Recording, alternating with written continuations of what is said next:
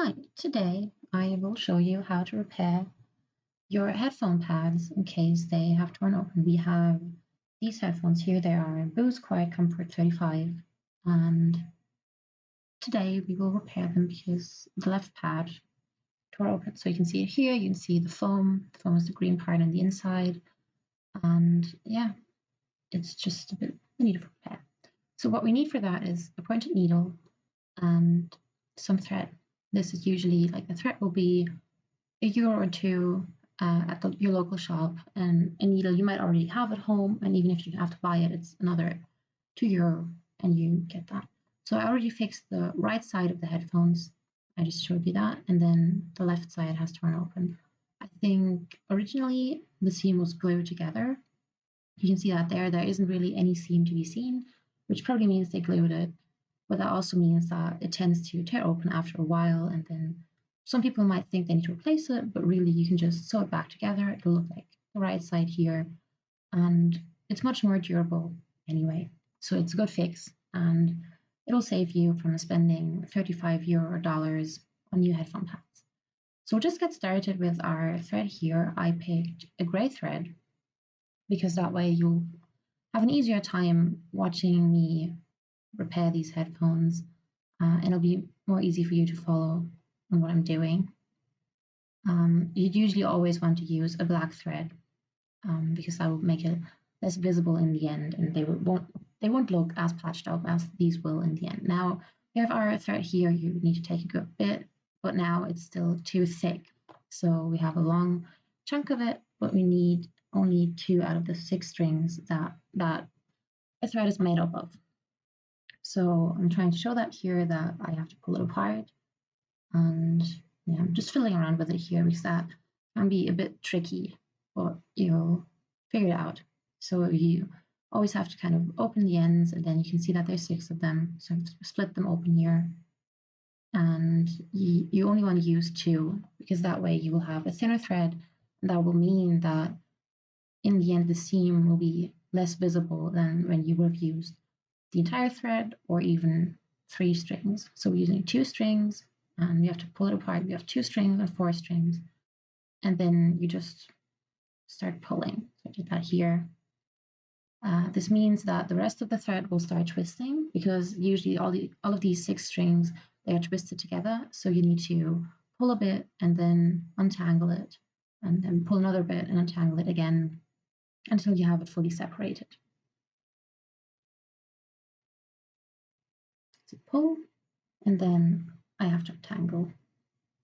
And the good thing about this is that you can actually use the other half or the other 4/6 of your thread, because in case not just one side of your headphone pads burst open, but maybe both of your headphone pads tore, so then you can use the other half of your thread to fix the other headphone pads. Now we have our 2 strings here. You can see now that there's 2 strings. And we're going to want to put this on our pointed needle. We use a pointed needle because the headphone pads are made of faux leather, and that means we'll get through a lot easier. Now we're putting the thread onto the needle, or we're pulling it through the lobe really.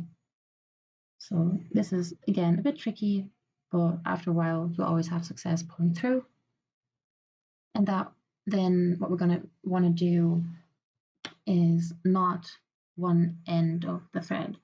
So here, making a knot as far towards the end as I can get without it rippling open again after just a minute. So you're going to want to leave a bit of an end, but then have your knot there. Now you can see it's barely thicker than the thread itself. So if you were to start sewing your fabric together like this, then it would just pull through the hole that you made with your needle. So we'll need to add a couple more knots. So you're going to want to do a second one, a third one, until you feel like the knot is definitely not going to be pulled through the hole that the needle left behind. So I'm doing that here. And then once I'm done with this, you can see that there is a good size knot. Now this is definitely not going to get pulled through the hole, and we'll be sure that it won't just unravel again. after all of our work.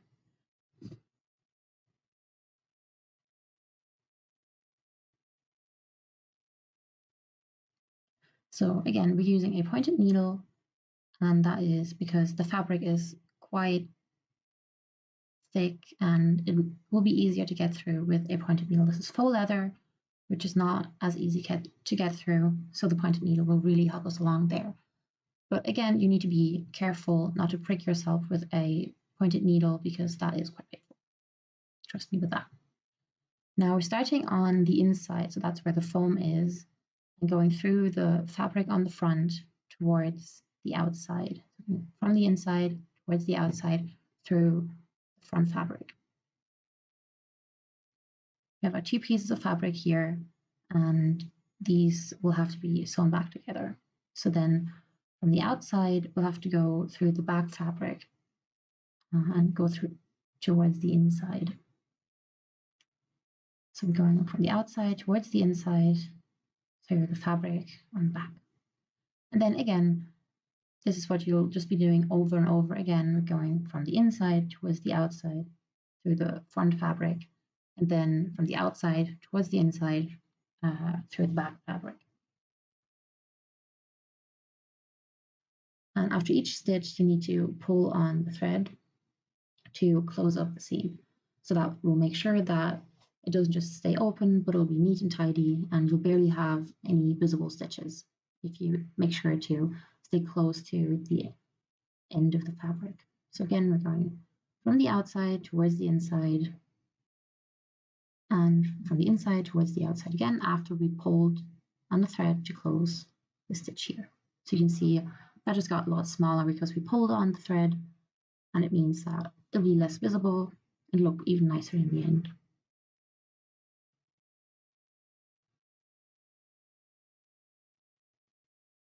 Yeah, we're going all the way around now. So we'll just work our way towards the end of the tear. And because I'm a right-handed person, I am working my way from the right towards the left. I feel like that's easier, but then it really depends on your preference. Especially if you're left-handed, it might be easier to go from left to right, but that's really up to you.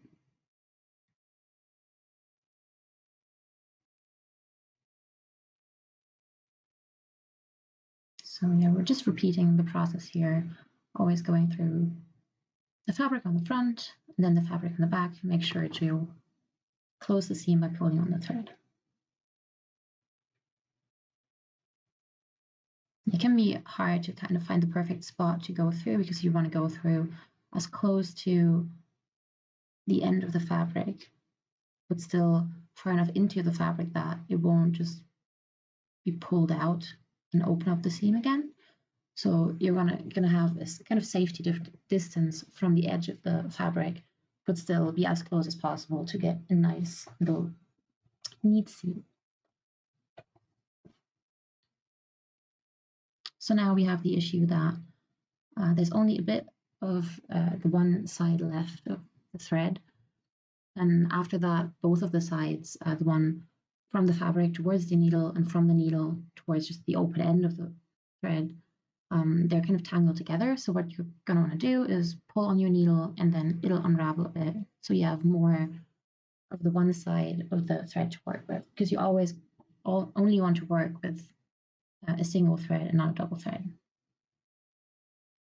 So now we have a lot more space to work with here. And what's left to do is just repeat this process of stitching up over and over again. And then once we're getting closer towards the end, I'll show you how to finish up the seam.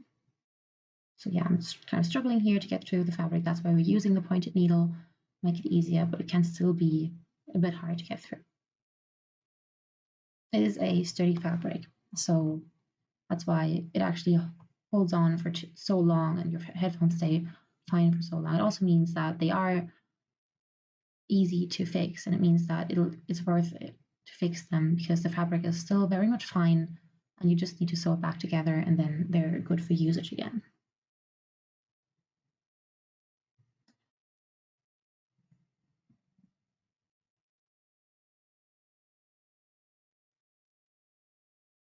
So you can see that the tear is slowly closing up, and we're working away towards the left here. Also, there's sometimes little black particles coming off the faux leather, which is something that usually happens when faux leather gets a bit old. It'll also happen when you have a faux leather chair. There's just these little particles flying around all over the place, but then especially when you're working on something made of faux leather, like we are here, they will come off even more. And usually that's not a problem. You'd always see them sprinkled on the desk. That's fine, and it'd be normal if that happens when you fix your own headphones. Now we still have a small hole left here, but I kind of slowed it down again for you to be able to see how to work with your thread when you're getting towards the end, because it can be quite hard. You kind of have to hold on to the fabric to actually get through without stitching into the foam, and that gets harder and harder the more closed up the tear is already because you stitched it back together. And slowly but surely, you'll see that the hole will also close, and then we'll have to see where to finish our project and where to hide the second knot, because the first knot we were easily able to hide on the inside because you were starting on the inside, but then once you are done, the whole point of it is that you won't be able to see the inside of your headphone pads anymore, so you can't hide the knot there, which is why we'll try to hide it on the inside, but we'll get there when we do.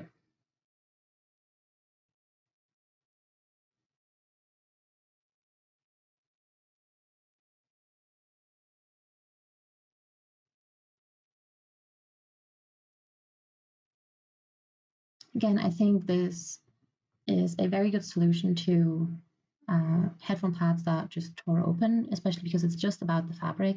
These headphones are still in perfectly good shape, and they are brilliant to use. I really like them, to be honest.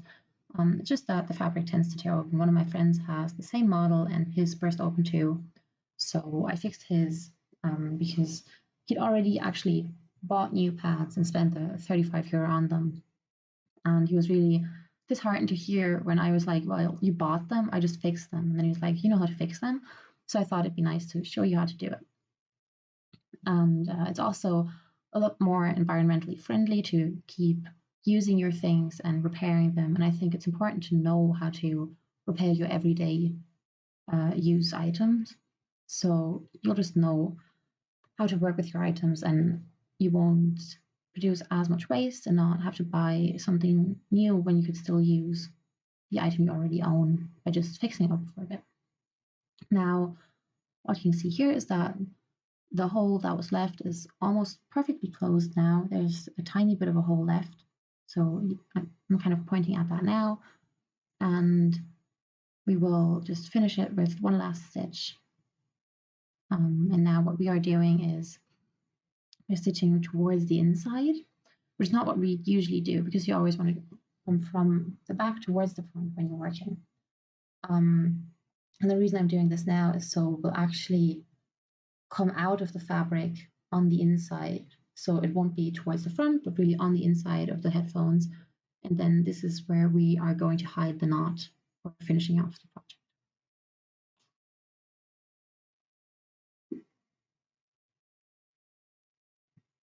So yeah, we're pulling on the thread to close that last stitch. And as you can see, we are on the inside of the pads. And now for the knot, you will pull through a loop and then keep your finger on it to pull in the knot. You always, try and pull it as close towards the fabric as you can, because that way it won't be able to unravel again and the seam won't be able to open back up. And that's why we have to keep the finger on it to make it as neat and tidy as we can. You're always going to want to make the loop and then pull your needle through it and pull on the side with the needle, finger on it.